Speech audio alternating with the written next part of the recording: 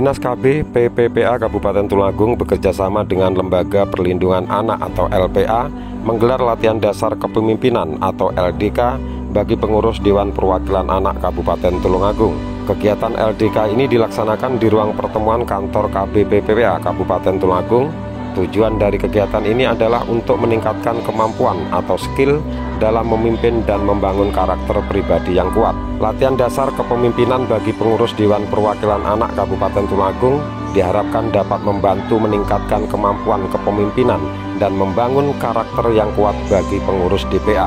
Sebagai informasi, Dewan Perwakilan Anak adalah sebuah organisasi yang menjadi wadah aspirasi anak yang awal terbentuknya dimulai dari kegiatan kumpul bocah pada tahun 2005 yang diprakarsai oleh LPA Tulungagung. DPA dibentuk pada tanggal 23 Juli 2005 bertepatan dengan peringatan Hari Anak Nasional. Tujuannya adalah untuk membuat dan menyalurkan aspirasi anak dalam memperjuangkan hak anak di Kabupaten Tulungagung. Pada tahun 2010, DPA Tulungagung telah diresmikan melalui SK Bupati nomor 188-41.3/01/2010 tentang pembentukan Dewan Perwakilan Anak Tulungagung. Latihan dasar kepemimpinan ini bagi pengurus DPA bahwa kelanjutan dari pada tahun 2002 akhir 2024 ada pemilihan kepengurusan DPA Dewan Perwakilan Anak itu. Setelah mereka terpilih, mereka diadakan latihan dasar kepemimpinan. Nah, ini biasanya kita laksanakan di awal tahun. Terus pesertanya sekitar 35-40, yaitu pengurus-pengurus baru yang sudah terpilih. Kita laksanakan latihan dasar kepemimpinan.